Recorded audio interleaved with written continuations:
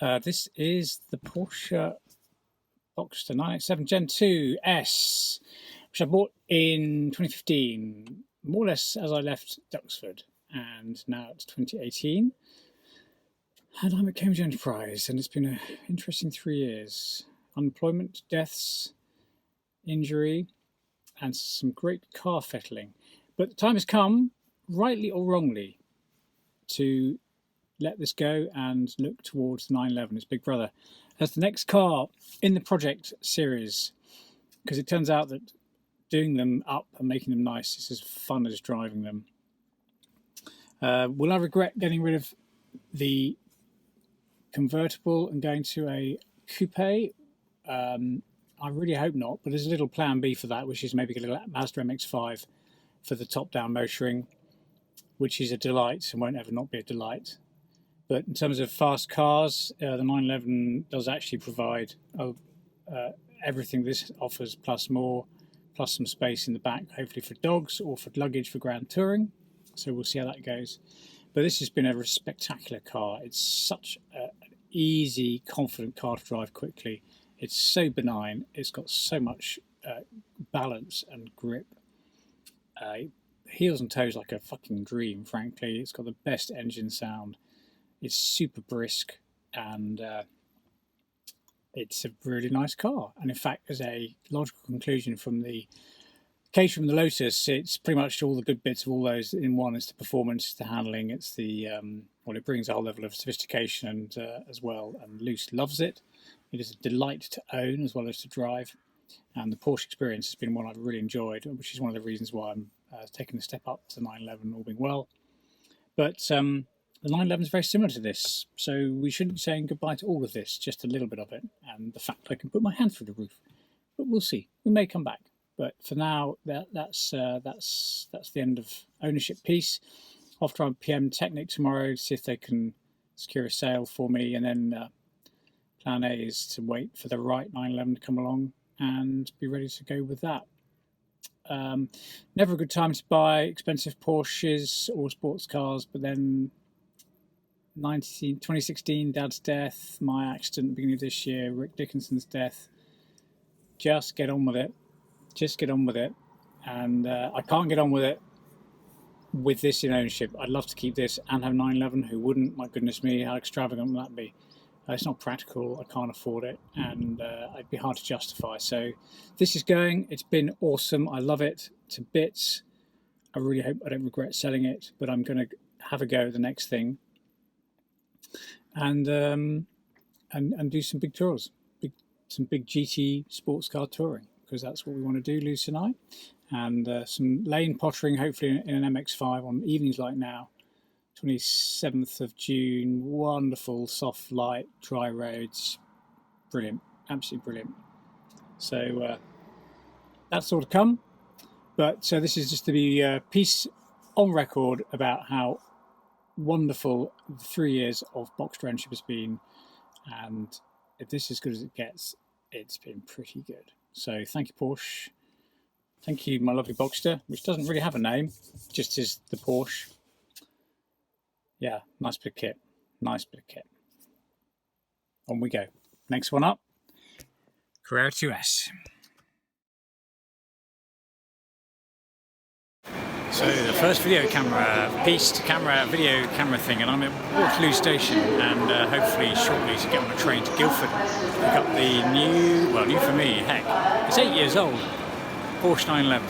Which is super exciting. So I thought I'd do a little video diary actually about the car for collection, well, a bit, but mainly about what I enjoy about owning Porsches and what I do to them and what I get out of them from an ownership point of view, as much as the driving.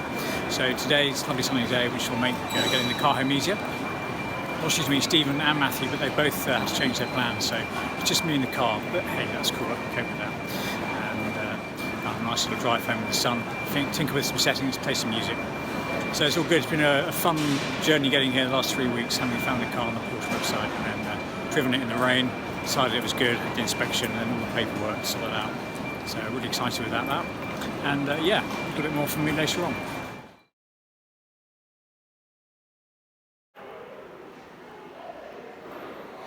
So just in the dealership, and they've just done the reveal, and here she is. I think it's a she. Looking superb actually. The guys done a really nice job in prepping it, and yeah, very, very happy. Not really showing any of its 30,000 miles, and frankly looking like a new car. A little bit of marking, but really very good condition as the survey revealed. So I'm actually thrilled to bits, and what a treat, what a motor car. It's really quite special, really quite special. So yeah, we're going to just finish up the details on this and go for a little drive. But look at that, what a little.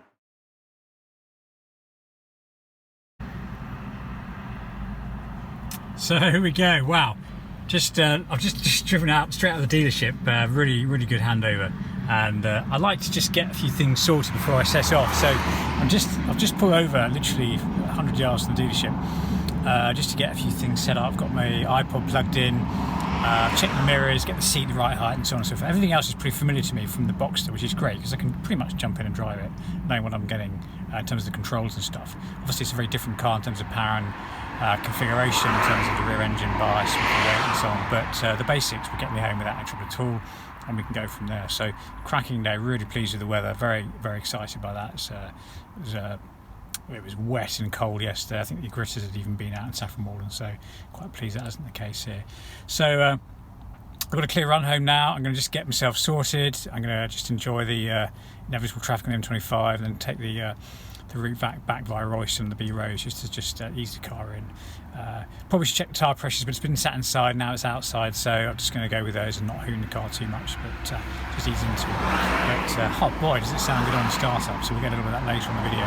But the car's been really well prepared, and so obviously looked after by previous owners. It's in pretty nice condition, so I'm chuffed to bits that I found a good one. And the spec on it, of course, is brilliant. We'll go through that a little later on and show you what I've bought. And yeah, I'm a very happy chap, so more to come. So first run back, I've just pulled over about 5 miles short of Saffron Walden, just to put some thoughts on the camera. 98 miles from Guildford to here, and the car's been exceptional really. I was just on the motorway, usual delays at Dartford and what have you, but already chuffed. I've got the cruise control fitted, so sitting at a very happy sort of 70-75, getting indicated 31, 32 mpg, so wow, what's not to like on that? I've got the iPod running up, that's lovely. The visibility actually on the motorway is the thing that struck me at this stage. There's so much visibility in this car. Even over your shoulder you get the little side quarter window, which gives you a great view back. The rear view out is epic, so much real estate, glass real estate, it's superb. And then the nice classic front upright screen, which is superb. So really nice.